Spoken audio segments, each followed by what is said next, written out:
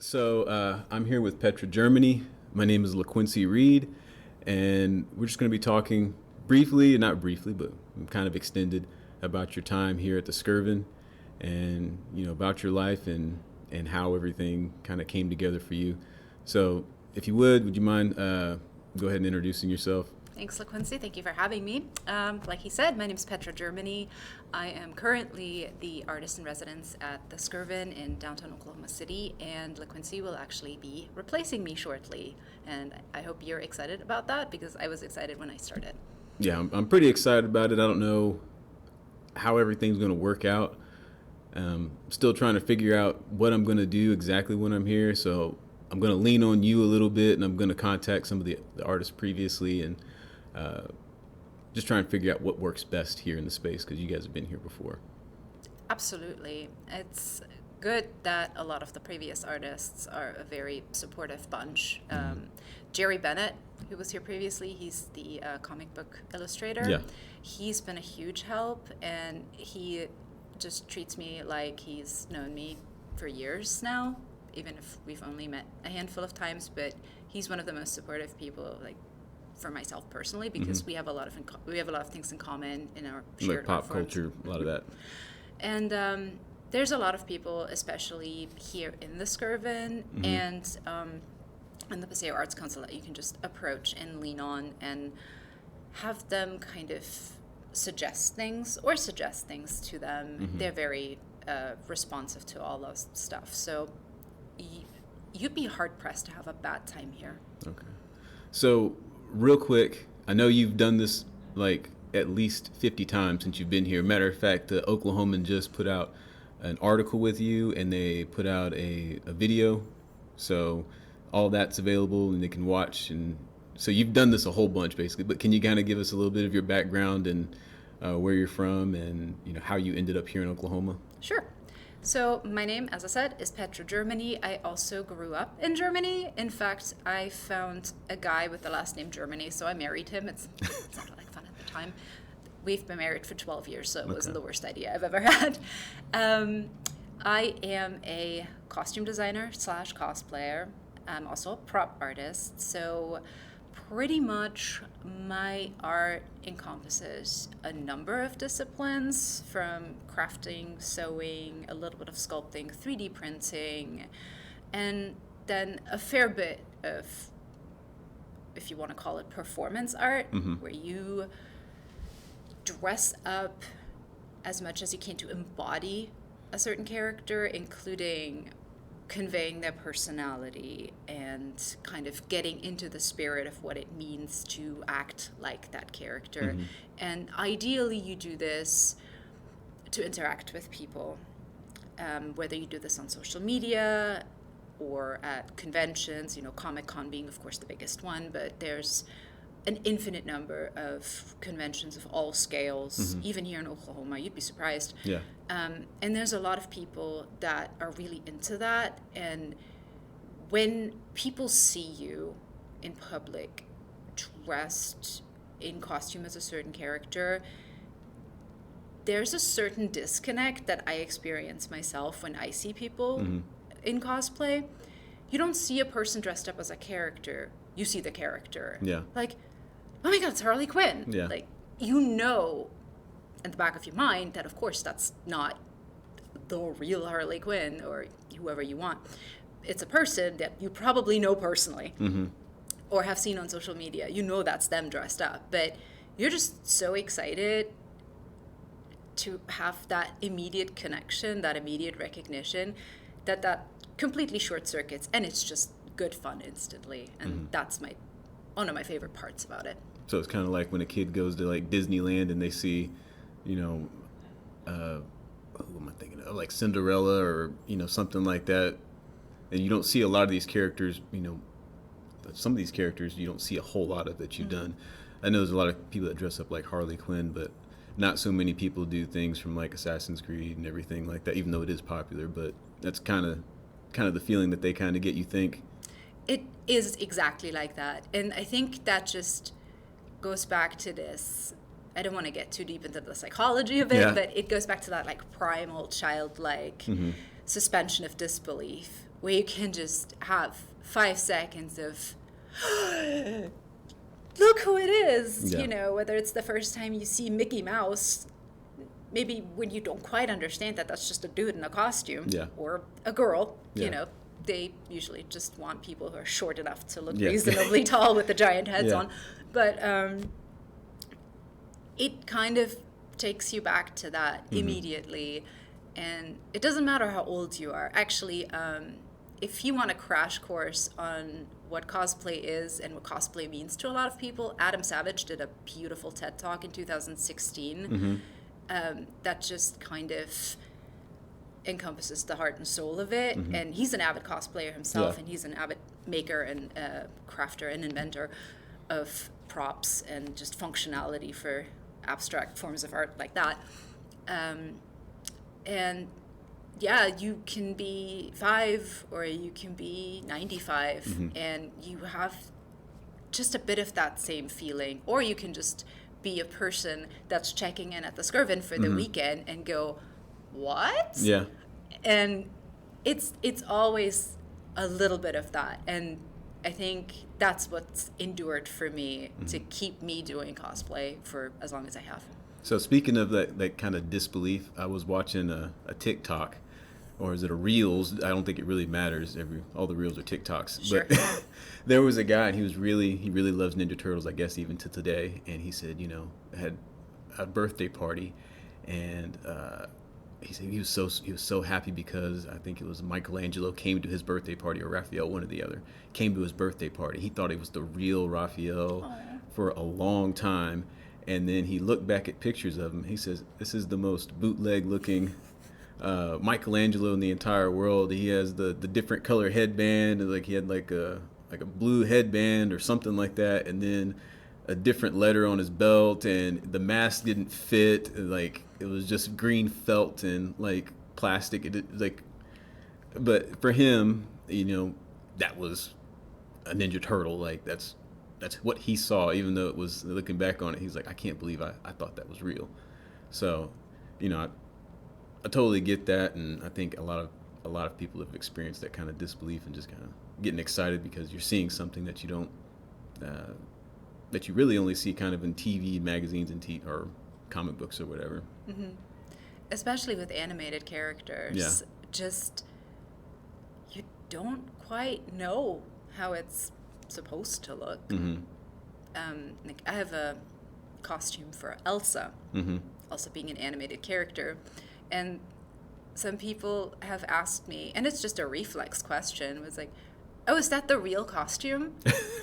And I have a kind of a hard time explaining that there really isn't such a thing. I mean, I'm sure they have this is a cartoon, right? Yeah, I mean, I'm sure they have a mock-up of one Yeah. somewhere, and I know that the Disney princess character actresses have those costumes like to wear at their performances, but it's like people immediately believe that it's real because they've seen it and they've heard it and they've experienced it, and they probably had to listen to Let It Go 8,000 times if they had kids.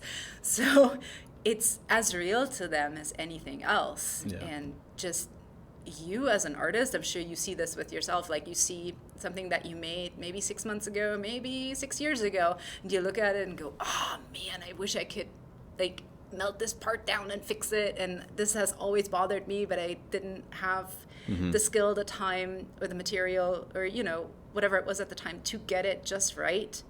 But at the time, that's what it was. And that's how it exists now. And you can just use it as a learning experience, and you can be overall happy with the piece, but there's 5% of it that just like, oh man, you want to turn it the way that people don't see that part. Yeah.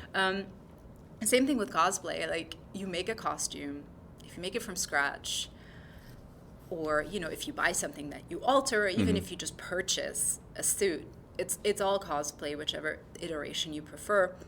And then you see a part that, oh yeah, you ran out of thread there, and you had to make an adjustment, and it's just not lining up anymore. Or that suit fits everywhere but that one part. And that's all you can think about. And anytime somebody approaches you to take a photo, it's like, oh man, I can't show that part. And it's like, I wish that wasn't there. You're very preoccupied with like the experience that you had doing it and making it. And you know that thing inside out. You know how much time each part took, and you know exactly where you may have gone wrong or parts that you're not happy with necessarily. And I know everybody says that, and nobody believes it, but people don't care. Yeah. As it happens a lot, especially with sculpture. There's a lot of bad sculpture out there, and then there's a lot of really good sculpture out there. One thing that I've learned, and one thing that's really hard for artists to kind of implement, is you got to do the best you can, and then you got to move on, because you can't grow as an artist if you're harping over one thing constantly. Like, you got to start over and do everything, and then look back and say, okay, I did this last time, I got to do this time to make it better. I was a teacher for 9 years, and one of the great things about being a teacher is I got to see kids make silly mistakes, and I would say, why are you doing that? That's wrong. And then I'd look back at my work and like, oh, well, I'm doing that, so I need to button up. And if anybody really wants to progress as an artist, the best thing I can tell anybody to do is to teach, because you're going to learn what people are seeing when they're doing their work, but then you're also going to learn what not to do. And learning what to do is great. Learning what not to do, to me, was the biggest help in my progressing as an artist, and I think anybody can benefit from that. And I did have another question for you. So sure. That whole suspending belief deal, and you were talking about being more concerned about the outfit and how it looks, and just all the other stuff. Do you ever get lost in a costume sometimes, and like does your attitude change just a little bit? Like, when you become Elsa, do you ever feel a little bit more regal, or when you become Harley Quinn, do you feel a little bit more sassy, or does that happen at all, or are you just so wrapped up in the costume itself? Yes, both. But I definitely love to suspend my own disbelief. To use your examples, wearing Elsa, the coat is very restrictive. It's a very like straight back, good posture type coat. It has a really wide belt. You really can't physically slouch in it, and it's basically made to like do the princess wave, and you can do a little pirouette and you can do a little princess spin in it, but you couldn't play basketball in it, for example. It's also very comfortable. Like, I'm just wearing a pair of leggings underneath, and the boots have just enough heel to make you like stand up straight and walk a certain way. Because the way I normally walk, you can hear me coming from a mile away because the heels clack. So you have to adjust certain things, and that helps you get into character. And also, the kids don't want to see Elsa slouching with elbows on the table. They want to interact with Elsa, and you kind of can mirror that off of them because they behave. I've done a few events with kids, especially here at the Scorpion. They do a high tea, which is a fancy tea party. And doing that dressed as Elsa, it's indescribable, because the little girls will come in their princess dresses, and they will act like they are in the presence of a princess. They will be, kind of, however an 8-year-old conducts themselves at a tea party, and then I will walk by and it's like, and it's, hi Elsa, and I love that. And so you kind of get into it, and you feed off of the reaction of the people around you, and they help you stay in it. To say Harley Quinn, oh yeah, like that dress is so fun. It's the skirts are really big and ruffly, and it's also singed at the edges. And you get to wear a big old pair of combat boots with it, so it's very comfortable. As much of a party dress as it is, you could actually probably play basketball in that, because it's just wild and free, and you can just let loose in it and skip down the street and watch all the skirts billow behind you in the wind, and you have your little like pigtails with the wig, and it's just instant fun. And again, people see somebody who looks like Harley Quinn and kind of look at you like, okay. Yeah. And you got to do the big grin Yeah. and the crazy eyes and, you know. If they're going to take a picture with you, they don't want you to look like they want you to look a little slightly a little deranged. They don't want to take a picture with me. They want to take a picture with Harley Quinn. Yeah. And that's kind of the same thing. The other thing also is, another thing that I love about this art form so much is that people don't want to take a photo of you. Mm-hmm. They want to take a photo with you. Yeah. It's like, no, this really happened. Yeah. Like you're some kind of famous person. And, you know, it's like, oh, look, I met Ryan Reynolds. No, it's just some random person dressed like Deadpool, you know? But in a way, it's just the most that they can get out of the interaction, and having that is amazing. Yeah. Well, one thing that was really kind of interesting to me, I follow you on social media, and one of the things that was really kind of interesting to me was like seeing how you, the different events that you were doing. One that always sticks out with me, and I mentioned, like when I say, you know, I'm taking over the Skirvin, you know, in February, I always say the girl they have there now, she does cosplay. And the one that always sticks out to me is when you dressed up as Catwoman, and they had, was it a pet adoption, or was it strictly cats? I couldn't remember which one it was. It was cats. They call it the Great Gatsby. Okay. That one was really fun for me. I thought that was really fun. Yeah. So is there one that kind of sticks out to you the most? You mentioned the high tea and...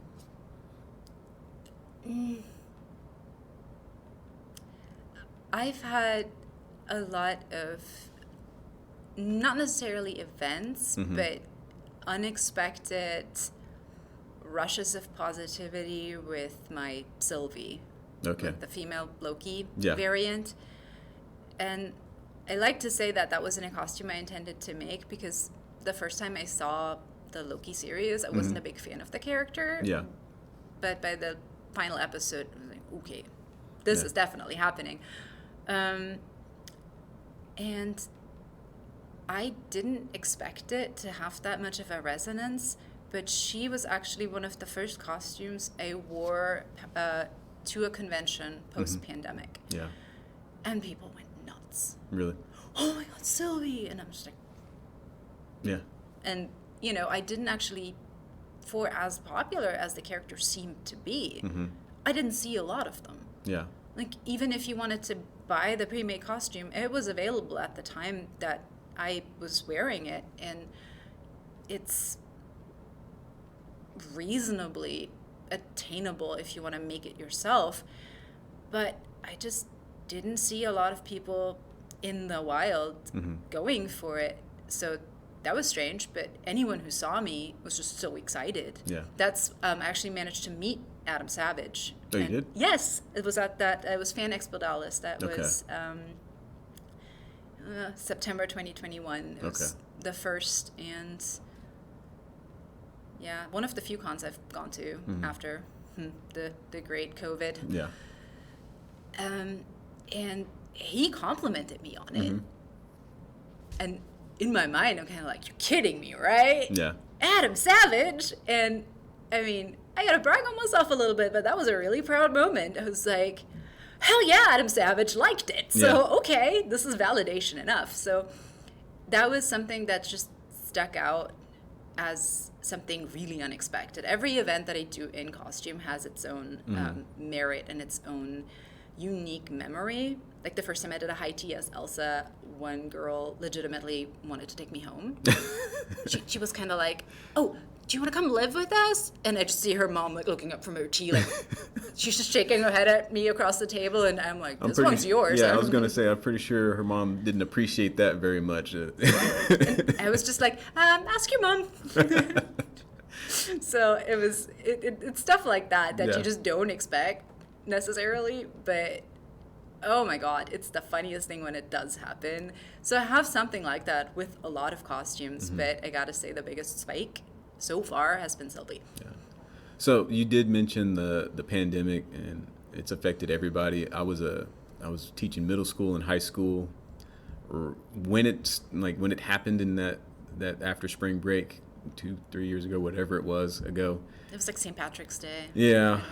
We had our kids, they were going to the state championship, and then they had to turn the bus around because they canceled it right when they were on the bus. Oh no. And everything shut down. So we just kind of made do for the rest of the school Sure. year. And then we were in school pretty much the entire school year.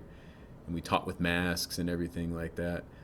And stuff has started to open up. But then again, now we've got stuff shutting back down again a little bit. I think people are a little bit more okay with it, but we're still kind of cautious about it for the most part, I think.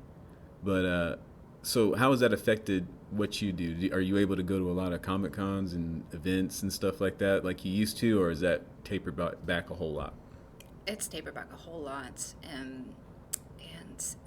So can I ask, how many would you go to like in a regular year versus how many have you gone to since like the COVID thing happened? It kind of depends where they are, Mm-hmm.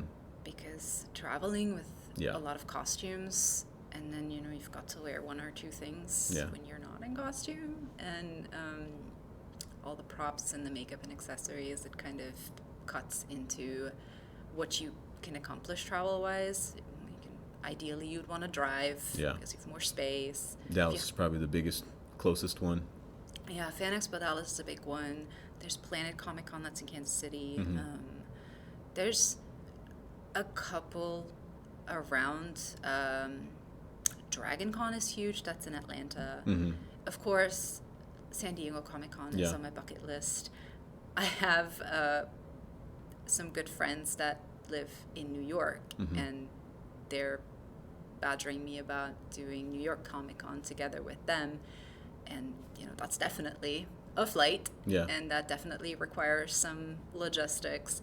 So depending on how I can arrange my schedule and how I can manage travel expenses, I would think 5 or 6 is a reasonable number. And that's during a regular year. Mm-hmm. Okay. Also depends on the scale of it. Yeah. If you have San Diego Comic Con, I personally am too old to go to like another one the weekend after. Yeah. I need at least a week where I don't have people, because that's a lot of people. Yeah.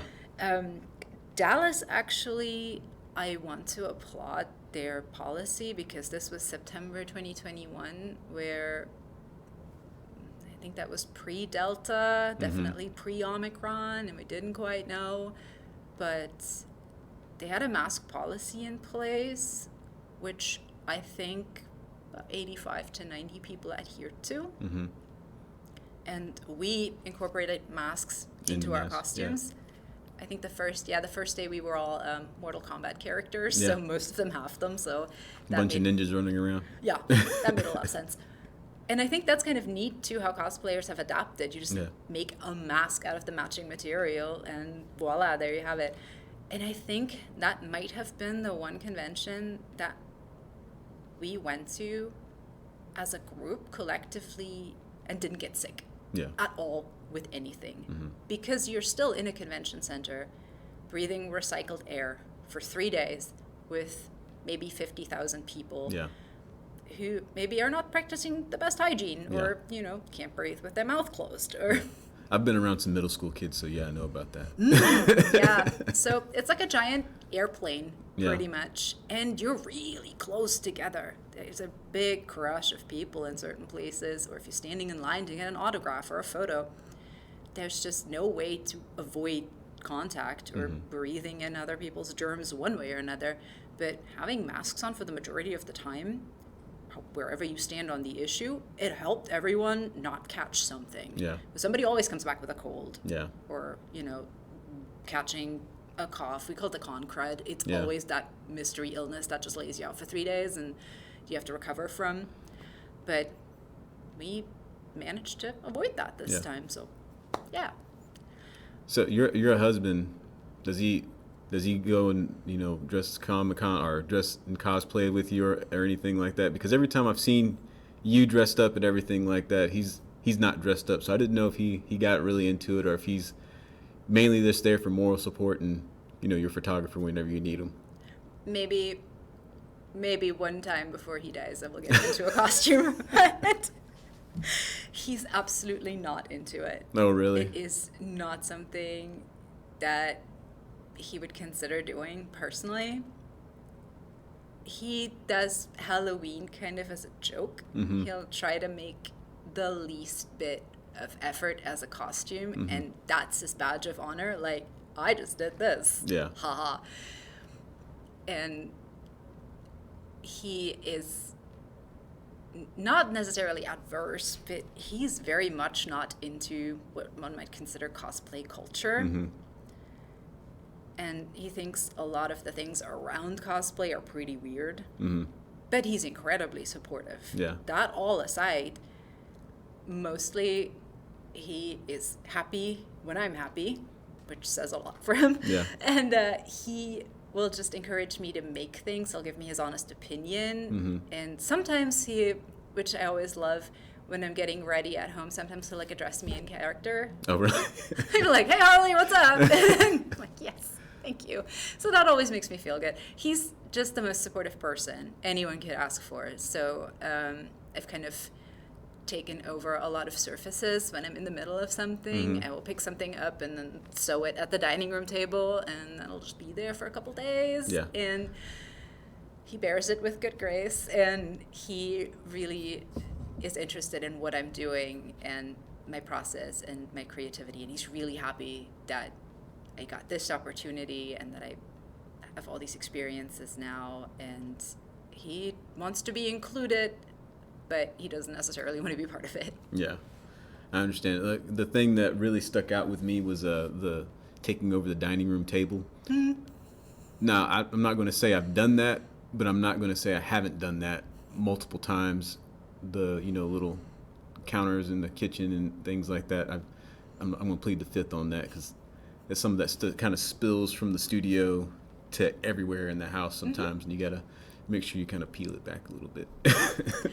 Yeah, which is really tough, especially when there are conventions, when you're always kind of making something, or if you have a commission to fulfill on top of that, but you're also really inspired, so you want to do 3 more things at the same time, because sure, you have the time and you have the space, I'll just put it all right here. Yeah.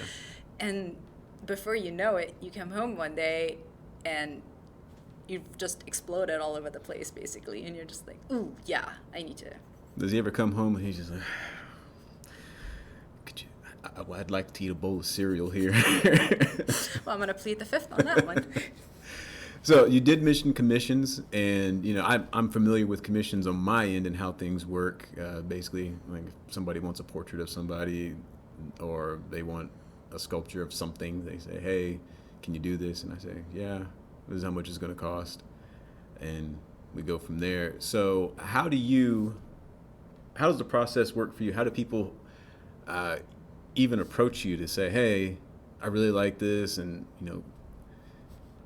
how do a lot of your commissions evolve? In really different and sometimes really unexpected ways, Mm-hmm. especially with a very limited number of conventions. Yeah.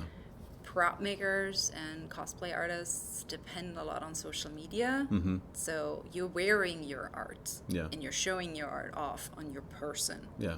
And if people like what they see, they might approach you and ask, "Hey, did you make that? Can you make that?" Sometimes you have to even spell out for people that you made it, Yeah.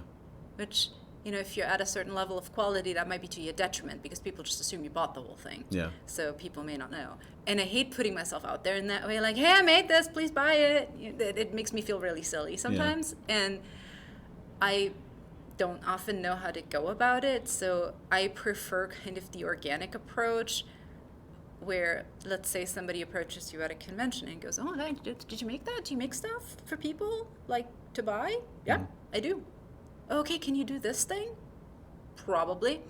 "Oh, how much would that cost?" "Well, let me do some research, let's get in touch, let's figure it out, and then find out a way, to exchange goods and services for money." Yeah. And that's one way or another the most common way things work for me. Mm-hmm.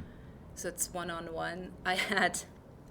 The funniest commission I had here was actually during one of the high teas where I was also. Mm-hmm. And it was a large family. It was, I think, 2 little girls and then parents and what I assume grandparents. That's what I'm just going to go with. And I stopped by the table, talked to the girls, and, we had our little interaction. And I'm guessing the grandfather sat next to me, like the closest to where I was. Mm-hmm. And he looked me up and down, and he was like, "So what you wearing? That's like that Frozen thing. That's like that kid's thing, right?" Yeah. And I was like, "Yes, that's exactly what it is." And he's like, "Aren't you old for that?" And I swear this is going somewhere. But that was interesting to hear. I wasn't expecting that. But they actually stopped by the studio afterwards because they took that exit, and I'm guessing the girls wanted to check out the other stuff. And so, they're puttering around, they're looking at stuff, and I make custom wands, like Harry Potter style wands. So I had my personal wand that I made for myself that I never intended to make another of, because that one's everyone's unique. One chooses the wizard. Everyone's made for one person only. And I don't know if he felt bad or if he was really desperately looking for a Christmas present, but the girls were kind of ushered out to, I guess, go home, and he snuck back in, and he was like, "Can you make that? Mm-hmm. Can I buy that from you?" And I was kind of like, "You serious?" He goes, "Yeah." Okay, well, I guess.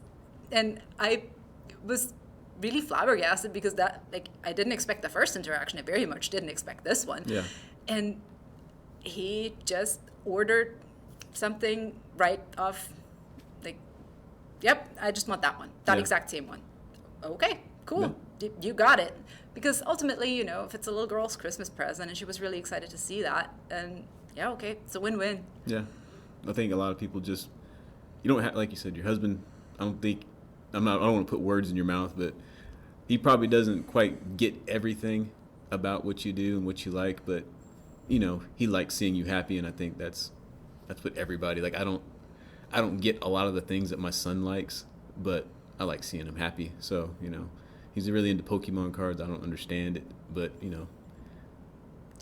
we humor it and whatever, we get him the stuff that he wants sometimes, and but yeah, I think that's the main thing. I don't understand how Pokemon cards is still a thing. It's got to be 20 years now. I don't understand. I think it's probably closer to 30. Oh, man. It's been around for a long time. Oh, yeah. So I don't know why it's still so popular, but then again, Frozen is still popular, so... I was teaching middle school when that came out, and those kids would sing Let It Go, and yeah, it was everywhere.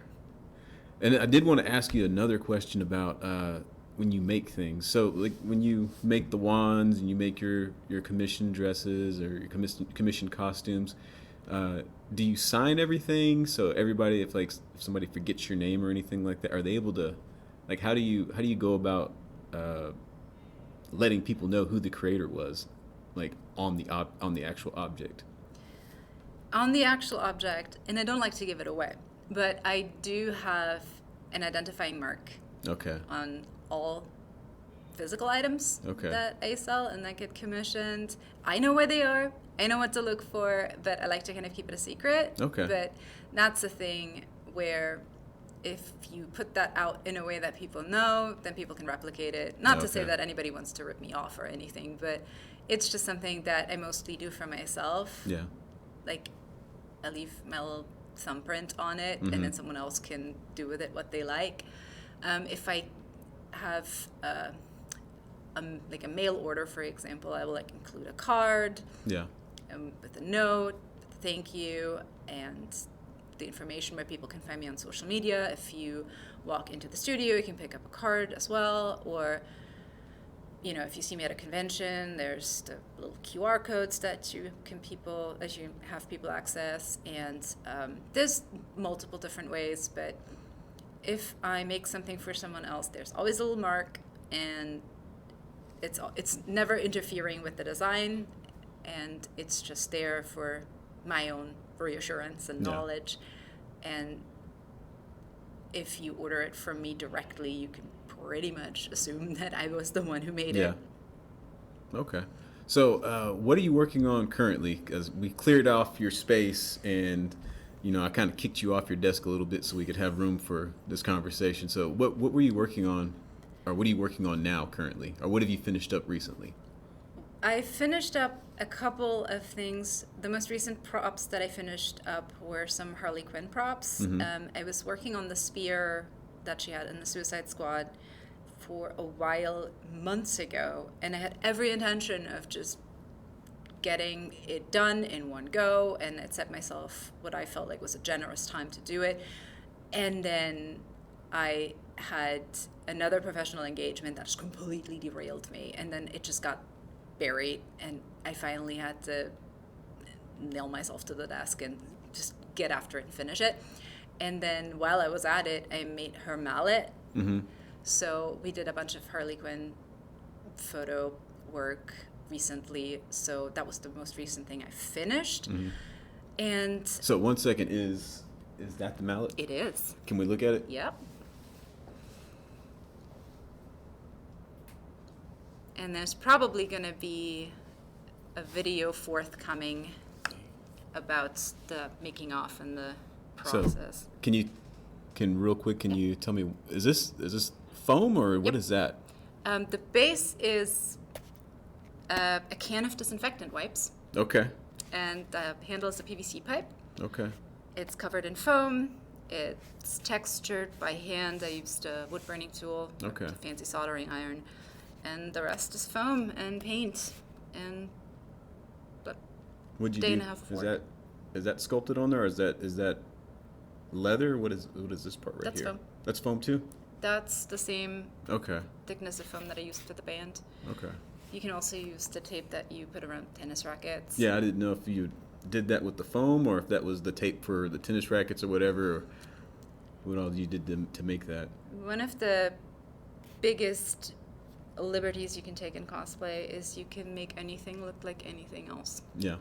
Especially foam is a very forgiving medium. You can make it look like wood or leather or just about anything with a little bit of technique and paint and the right tools. So, or the wrong tools. You can Yeah. do wonders with a teaspoon. It doesn't really matter. But Yeah. there's a lot of ways you can manipulate materials that are made for cosplay. Yeah. Now I've kind of wandered off the superhero or comic book track and dived headfirst into The Witcher. Okay. Yeah. When the second season came out, that was just a big moment for a lot of people because the first season came out right before the pandemic hit, and then they couldn't film forever, and everyone's just like, 2 years? Yeah. How are we gonna live? And somehow we all made it, and somehow we all got to enjoy the second season, and there's a lot of costumes and there's a lot of props in there that I can just see cluttering up my... It seems like there's a lot of leather in that show. There is. I don't mind it. There is. That's another thing. You can make foam look a lot like leather. You Yeah. can also cover it with leather and just do a lot of cool things with the material that you're given. And the good thing is there's so much reference material now. I remember when I started, this was maybe before the internet. This was like VHS age. We had to watch whatever thing you were taking your inspiration from, pause it, and then either like put a paper on the TV and trace it, or draw it off just with... And you could trace on the TV because our TVs were glass back then. Yeah, they weren't like $5,000 weird like liquid monitors that I don't understand how they work. Or, you had to use your old-timey film camera, take a photo of it, and then get it developed. First you have to fill up the whole film because that would be a waste. Yeah. Then you go to Walgreens or whatever to have it developed. That'll take 2 days. And by that point, you've moved on. Your inspiration has vanished. So I just found a lot of things in especially that show and that aesthetic. And I started following a lot of the actual prop makers from the production. They are on Instagram, and they're very prolific with their sharing of behind-the-scenes material. Yeah. And that is just always what has fascinated me. Seeing something and then imagining the mind that saw it first Yeah. when it wasn't there yet. Yeah. And then thinking, if this is what I want, This is what I want it to look like. I have X amount of materials, I have Y amount of time, and I have Z amount of skill. Yeah. How do I combine this to get to where I want to be Yeah. visually? And that I found resonated with me a lot. And I found very serendipitously a lot of materials at local thrift shops. Yeah. Or I made several. Do you visit the hardware store a whole lot? Not so much anymore. Okay. But yeah. PVC pipe in bulk. You can make a lightsaber handle out of just different PVC pipe fittings very convincingly. And people don't quite expect me in the hardware store necessarily, but there's a lot of cosplayers who just go to town and, just come back with the weirdest things, and the cashier might wonder if maybe they're planning a murder. Who knows? Yeah. I've experienced that. Like, I'll buy because I make the molds and I have to cut my mold free, so I'll buy X-Acto blades and rubber gloves and tarp and duct tape. So yeah, it looks kind of weird if you're just kind of rolling through. So yeah, I get that. So I'll go ahead and move this out the way. You said The Witcher was what you're watching now. Is that the object or the loot that you were making? Yes, I'm working on my first instrument, which is Jaskir's lute, and I can't quite show it yet, but that's going to be... Is it okay that I mentioned it? Yeah. Are you sure? When is this coming out? I don't know. Okay, that's fine. By that point, I'll have it. Yeah, whatever. Let's do it. Okay. So I've just fallen in love mostly with the character itself. And the fact that Joey Beatty, the actor who plays him, can actually play the lute convincingly and sing all his own songs. And I started listening to his band, and I'm obsessed, and I love the guy. And eventually the natural progression is, I wonder. Yeah. So I didn't know he had his own band. I knew when that all happened, there was a girl that we worked with, one of the teachers with, and she really liked The Witcher. And we were talking about the Throw a Coin to Your Witcher song, and we were like kind of laughing because somebody made a heavy metal version of it, and it was just like, it became kind of like a little bit of a meme. So I didn't know that he was an actual like recording artist or anything like that. So that's interesting. Yeah, that's him singing, and his own music is phenomenal, and that's him playing the lute, and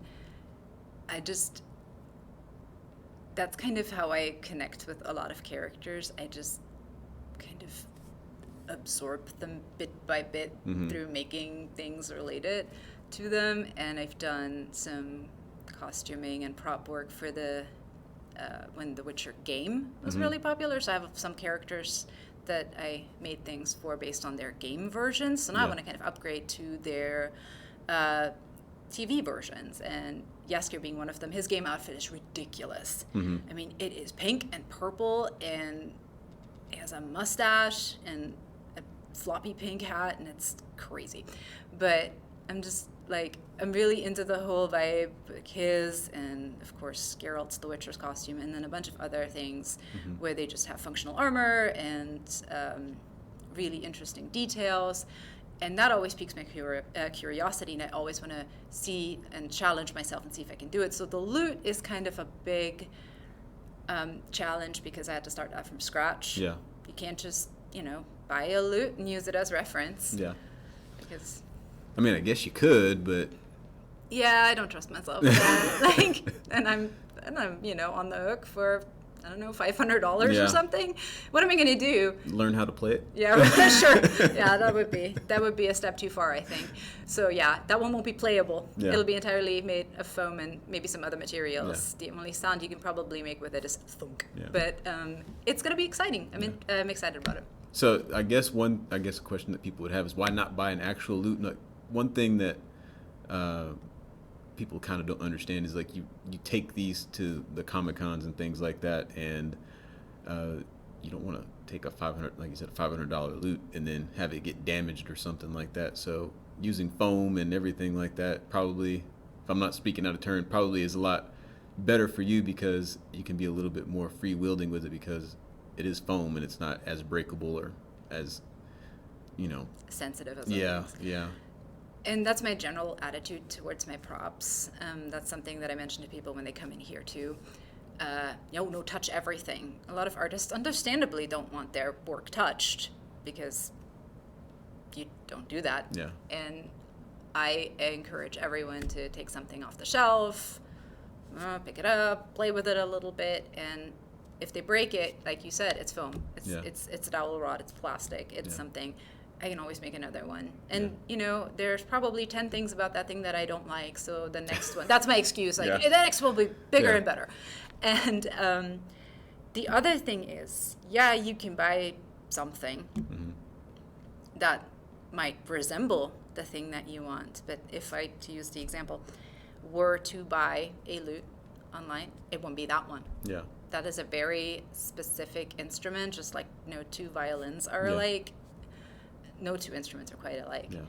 And unless they're mass produced and, synthetic. But it's the biggest part for me is, aside from challenging yourself to see if you can do it, is to make that one. Yeah.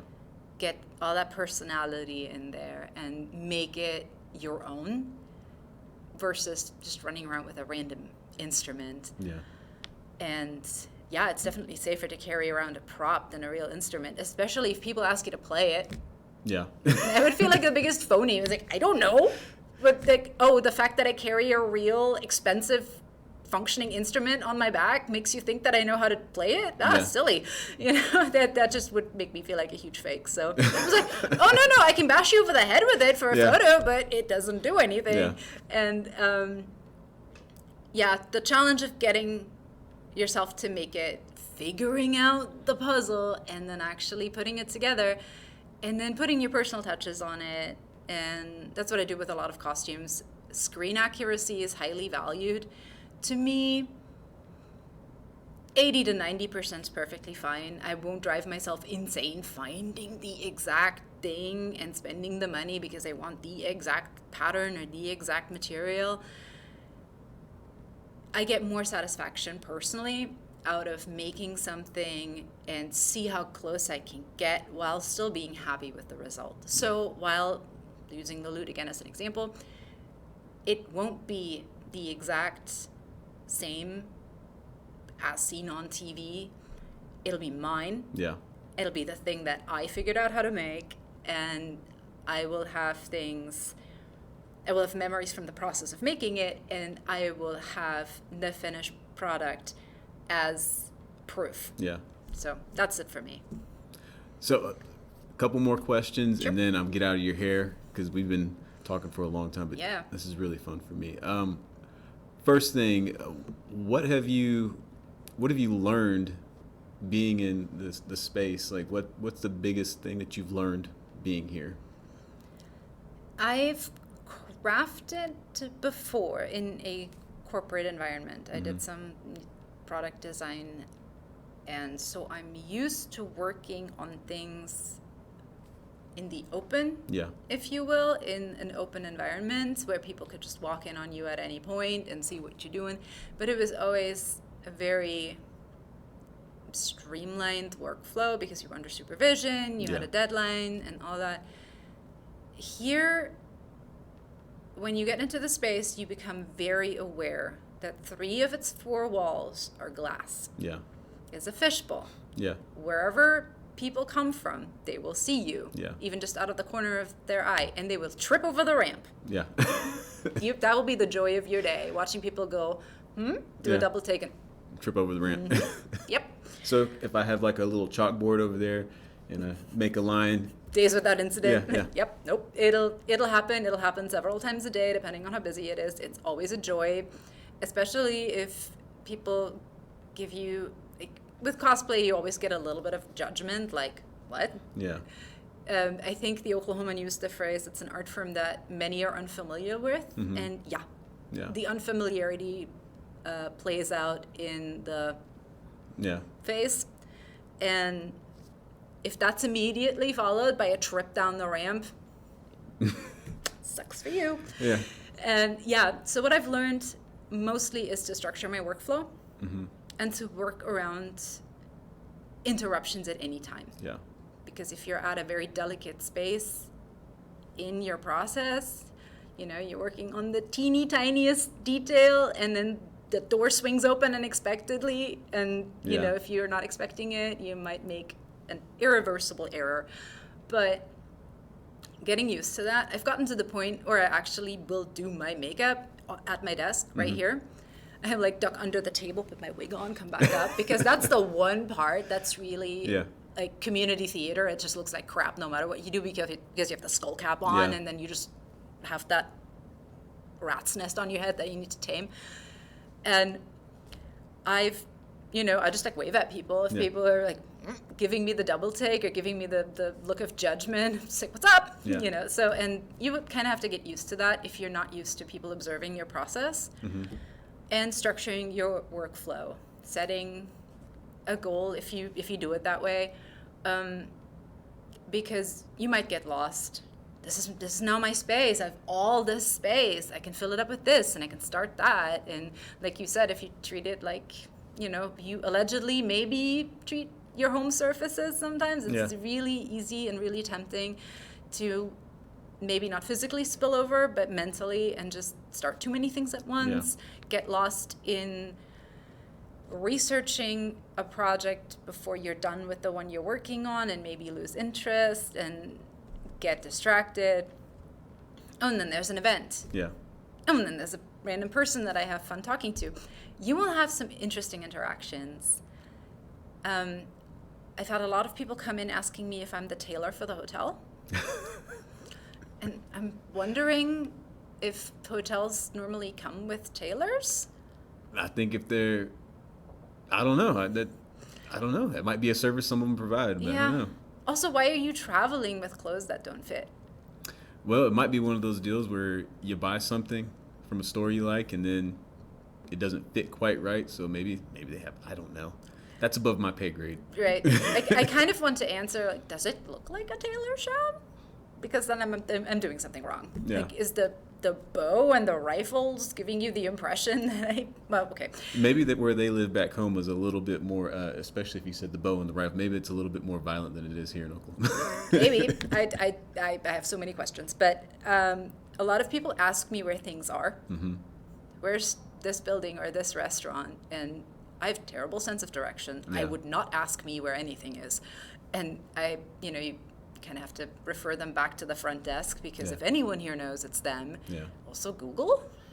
You know, you get some things where people just don't quite expect you to be who you are. You get asked if it's the gift shop, and you know, people mean well and people are curious, but sometimes when you're in the middle of like a really difficult project and you just kind of want to finish it, and you just be prepared that that's going to be when people come in, because that's how it works. It's really hard to peel yourself away from what you're wanting to do and what you're here to do, to be a I don't even know what the right word is, but anything other than an artist in that moment. It's really hard to kind of pull yourself away a little bit sometimes, maybe.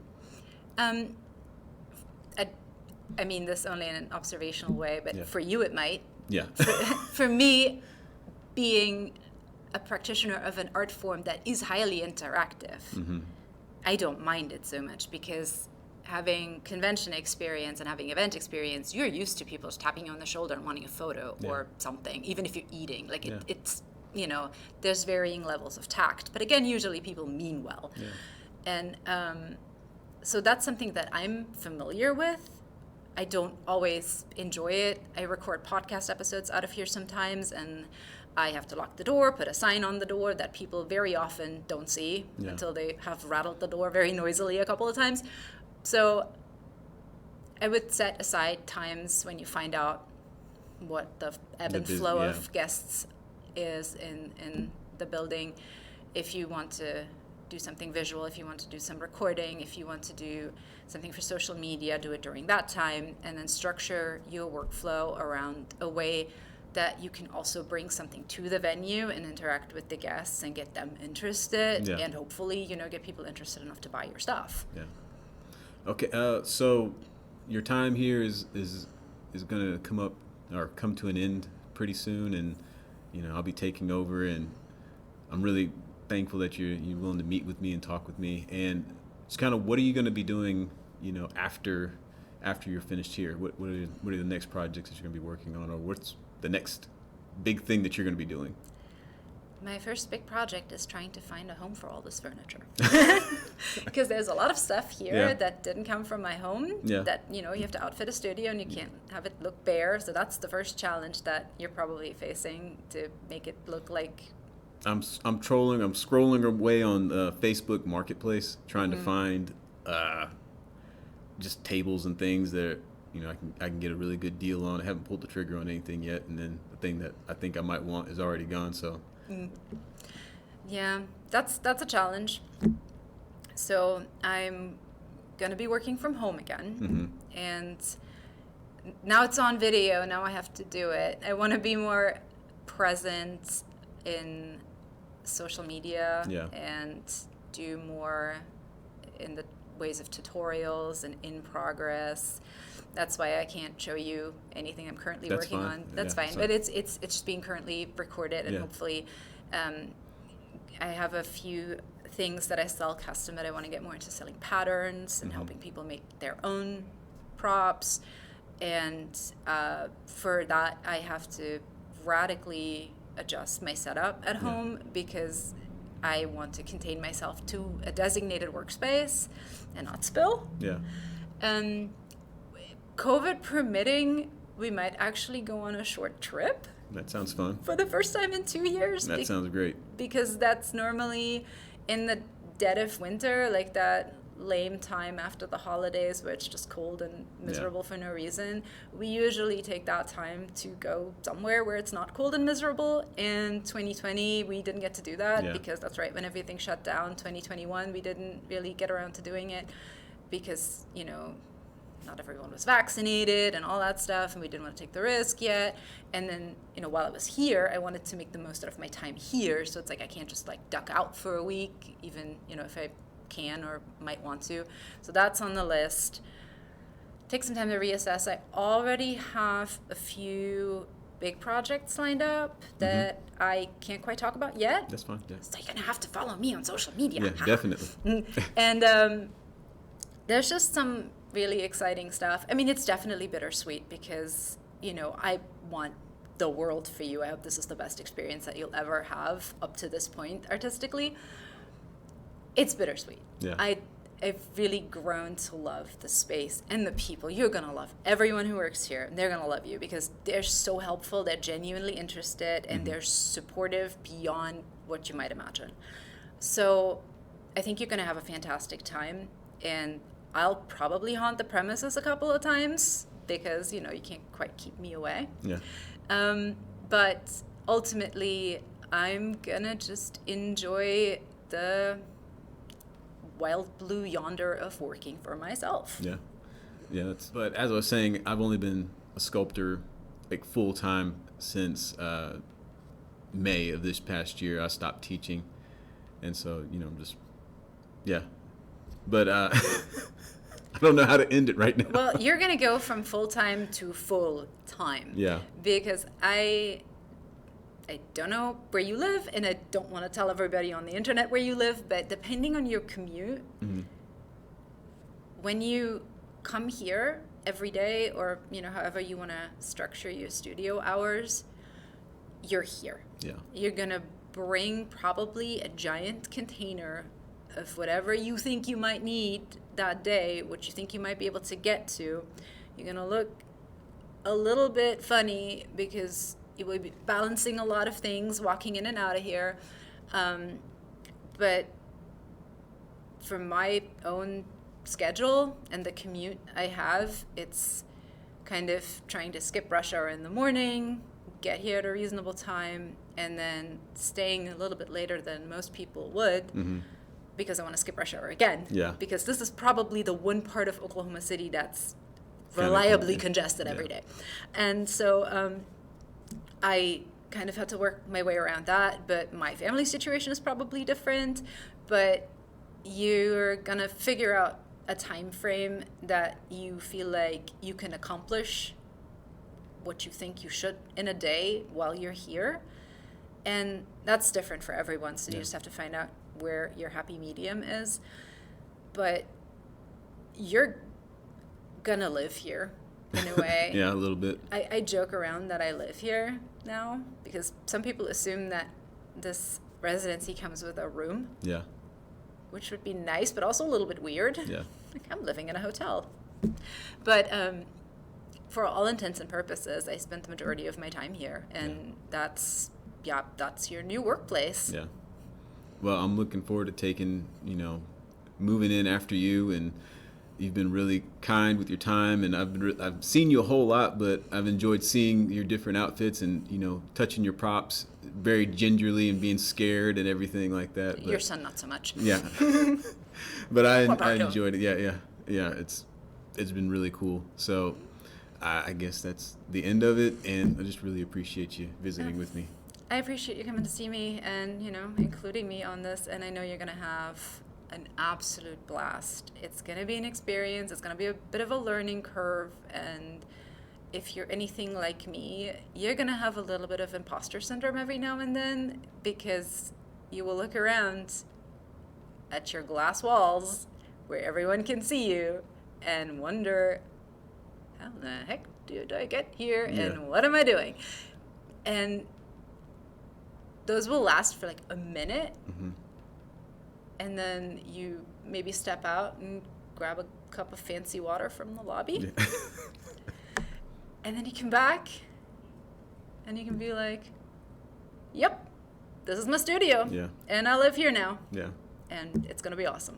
Well, thank you once again. And we'll put all your social media and everything like that. And people really need to follow you and see what you're working on.